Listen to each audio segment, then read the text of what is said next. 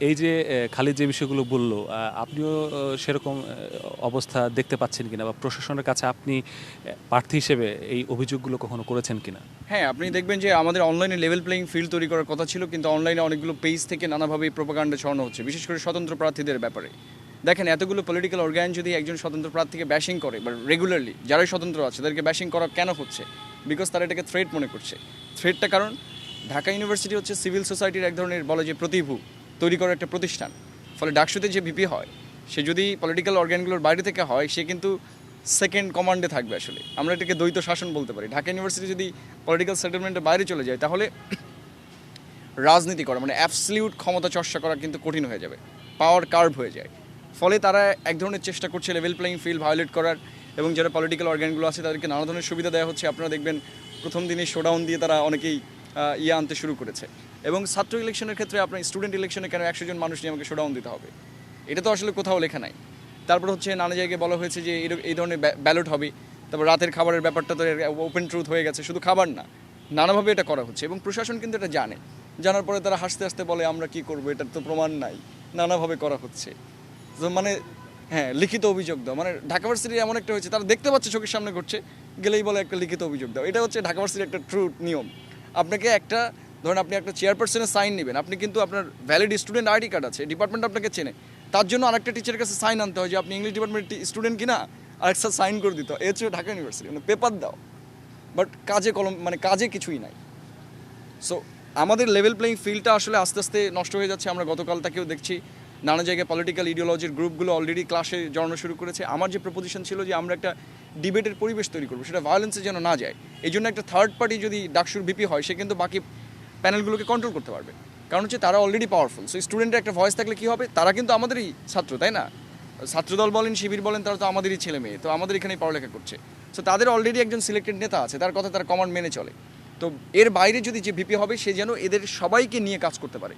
যেমন আমরা কিন্তু এবার বলি যে ভিপি ফ্যামিলি, আমাদের ভিপিদের মধ্যে তেমন একটা দেখবেন যে কোনো দ্বন্দ্ব নেই। আমরা কেউ কাউকে এরকম হয়তো তাদের নানা গ্রুপ পেজ তারা থার্ড পার্টি দিয়ে কিছু করায়, কিন্তু ওপেনলি কিন্তু আমাদের কোনো রকম দ্বন্দ্ব নাই। ইভেন যদি খালিদ ভাই পাশ করে তাহলে আমি ভাইকে যে বলবো ভাই এই ব্যাপারটা এরকমভাবে দেখলে হতো। এই পরিবেশটা কিন্তু আমরা স্বতন্ত্রদের ভেতরেও দেখেছি, পলিটিক্যাল অর্গানগুলোর ভেতরেও আমরা এই ধরনের সামঞ্জস্যতা এবার দেখেছি 24-এর পরে। কিন্তু সেটা আস্তে আস্তে কিন্তু আবারও সেই পুরনো যে কাসুন্দি আমরা যেটা বলি সেই দিকে ফিরে গিয়েছে। তার মানে যে আগে ছিল পার্টিজান ভার্সেস নন পার্টিজান, আমরা বলছি না কেউ অ্যাপলিটিক্যাল, তারা কিছু বললেই বলে বিরাজনীতিকরণ। আমি তো এটাই বলি যে মানে এই জন্য তো 8 বছর 9 বছর থাকতে হচ্ছে। আসলে পলিটিক্যাল সংজ্ঞাটাই আসলে একটু সমস্যা আছে। সো আমরা বিরাজনীতিকরণ করছি না, বরং আমরা আমাদের অধিকারের কথার জন্য একটা জায়গা তৈরি করছি। ফলে আমার যেটা মনে হচ্ছে অনলাইন লেভেল প্লেইং ফিল্ডগুলো ভায়োলেট করা হয়েছে। অনেক গ্রুপ ছিল, শিক্ষার্থী সংসদ বলে, এবং কথা বলা হয়েছিল যারা প্রার্থী হবে তারা গ্রুপে অ্যাডমিন হতে পারবেন। আপনি নিজে প্রার্থী, আপনি যদি বিশ্ববিদ্যালয়ের গ্রুপ চালান তাহলে কী করে লেভেল প্লেইং ফিল্ড হয়?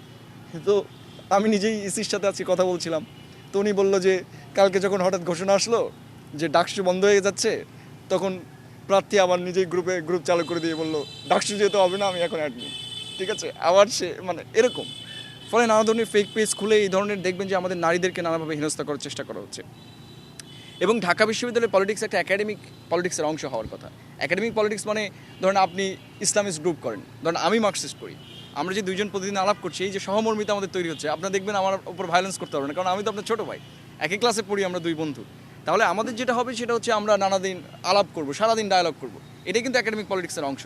কিন্তু যেটা হচ্ছে আমাদের বাইরের যে পুরা মাদার পার্টির পলিটিক্সটা এখানে এসে বসে আছে, যে আপনাকে কিছু বলতে গেলে হয় আপনাকে ওই ছাত্রলীগ করতে হবে, ছাত্র দল করতে হবে, না হলে এই করতে হবে, বাম করতে হবে, কিছু একটা সাবস্ক্রাইব আপনাকে করে আসতে হবে। এই যে আইডিওলজি তাদের মাথা থেকে যাচ্ছেন, এবং তারা এইটা ঘুরে ফিরে, এই জন্য আমরা স্বতন্ত্ররা আমরা বলি যে ভাই আমাদের তাদের সাথে টক শোতে নিয়েন না, কারণ নিলেই কী হয় তারা এমন মানামানি শুরু করে আমরা তো নিজেই বোকা হয়ে যাই, কারণ we are talking about academia, they are talking about the country. So Dhaka বিশ্ববিদ্যালয়কে আমাদের কান্ট্রি থেকে একটা সেপারেট অর্গান দেখতে হবে, এটা ইনস্টিটিউশন। ফলে এদের আমাদের ইউনিভার্সিটির মেয়েদের নিয়ে বাকি মন্তব্য কোথা থেকে আসে, ওই যে কোন নোয়াখালী, নারায়ণগঞ্জ, নানা জায়গায়, মানে আমাদের পলিটিক্সটা তারা একেবারে বাইরে নিয়ে চলে গেছে। এইটা আসলে আমরা কোনোভাবে স্পেয়ার করতে দিব না, এবং বিশ্ববিদ্যালয় প্রশাসনকে আমরা বলেছিলাম স্ট্রিক্টলি কাজ করতে। আপনারা জানেন যে প্রশাসন এবং সরকার কোয়াইট ভালনারেবল, এটা নিয়ে কোনো দ্বিমত নাই। ফলে আসলে তারা মুখে অনেক কিছু বলছে, ওই যে আমরা যেরকম বলি ফিলোসফির ভাষায় অনেক কিছু বলা যায়, বাট আসলে কোনো সমাধানের পথে তারা আসলে আসছে না। তার একটা প্রশ্ন করেছে যে একেবারেই নতুন কোথাও থেকে এসে ডাকসুতে সেরকম চেঞ্জ আনা যাবে না, আপনি কি আসলে এই কথাটার সাথে একমত কিনা বা আপনার কি মনে হয়? না মানে সবার পয়েন্ট অফ ভিউ ডিফারেন্ট থাকতে পারে, বাট ডাকসুর ভিপি পোস্টটা কিন্তু অ্যাকাউন্টেবিলিটি তৈরি করার পোস্ট। আপনি দেখেন যে পরিবহনের যে সমস্যাটা, এটা কিন্তু ভিপির কাজ না, পরিবহন সম্পাদক আলাদা রয়েছে। আমি যেমন এবার বলেছিলাম যে ধরুন ছাত্র দলের একটা ছেলে আছে সাইব বা এরকম টাইপের, সে পরিবহনে খুব ভালো করছে, তার মানে কি আপনি তাকে ভোট দিবেন না? ধরুন আপনি ছাত্রদল পছন্দ করেন না, আমি বলেছি যে প্রত্যেকটা স্টুডেন্ট অর্গানে কি হয়, যে ছেলেটা ভালো কাজ করতে পারে তাকে সেই জায়গায় দিতে হবে। তো যে সাহিত্য সম্পাদক তার কাজটা ওইটা করা, ভিপির কাজটা হচ্ছে অ্যাকাউন্টেবিলিটি তৈরি করা। ঠিক আছে, অ্যাকাউন্টেবিলিটি মানে সে হচ্ছে প্রোটোটাইপ। দেখবেন ভিপির কিন্তু আসলে কোনো কাজ নাই, তাই না? সে কাজটা হচ্ছে যে কাজগুলো হচ্ছে সেটার সে জবাবদিহিতা করতে পারে কিনা, এবং সে ভয়েস হিসেবে কাজ করবে পুরো টিমটার। সো আমি মনে করি যে এটার জন্য এক্সপিরিয়েন্সের দরকার আছে, কিন্তু আমরা যারা কর্পোরেট ওয়ার্ল্ডে আছি আমাদের তো এক্সপিরিয়েন্স ভিন্ন জায়গায় রয়েছে। ফলে স্টুডেন্টের যে কাজটা, যেমন আমি এডটেকে রয়েছি, ফলে স্টুডেন্টের প্রবলেমগুলো আমি যতদূর আইডেন্টিফাই করতে পারবো, হয়তো ছাত্র নেতারা পলিটিক্যালি চিন্তা করবে, বাট আমার চিন্তাটা কিন্তু একাডেমিক্যালি। আমি এই জন্য বলেছি this is my comfort zone. So আমি মনে করি এইদিকে আমার যথেষ্ট এক্সপিরিয়েন্স আছে, আমি যেহেতু 12 বছর ধরে পড়ছি 7 থেকে। সো হ্যাঁ, ওনাদের জায়গাতে যে কাজটা করেছে সেটা নানা সম্পাদকের কাজ, আমি পরিবহনের কাজ পরিবহন সম্পাদক করবে, ভিপির কাজ তো পরিবহন সম্পাদকের কাজ করে না। তার কাজটা করা যে একজন, আমি একদিন বলেছিলাম যে একজন ক্যান্ডিডেটের কাজ তো ওয়াশরুম পরিষ্কার করে না। ঢাকা ভার্সিটিতে ওয়াশরুম পরিষ্কার করার জন্য, এই যে ময়লাগুলো পরিষ্কার করার জন্য টাকা দিয়ে লোক রাখা হয়েছে। আমার কাজটা হচ্ছে কেন সে পরিষ্কার করে না, এই অ্যাকাউন্টেবিলিটিটা তৈরি করা। আমি নিজে যে পরিষ্কার করা শুরু করে দিয়েছি, তার মানে যে রাষ্ট্রের আর কারোর দরকার নেই আমি রাজনীতিবিদ, আমি খাল পরিষ্কার করবো ভোটে দাঁড়ানোর আগে। তাহলে যে ভাই খাল পরিষ্কার করে নাই, যার দায়িত্ব ছিল, সে কোথায় গেছে? এটা হচ্ছে নেতার ব্যর্থতা। সো আমি ওই জায়গাটাকে তৈরি করার জন্য আসলে বিপদে দাঁড়িয়েছি, অ্যাকাউন্টেবিলিটি। আই থিঙ্ক যে দিস ইজ ওকে। আমাদের ডিফারেন্ট পয়েন্ট অফ ভিউ থাকতে পারে, বাট হ্যাঁ, প্রত্যেকেরই আলাদা জায়গায় এক্সপিরিয়েন্স রয়েছে আসলে।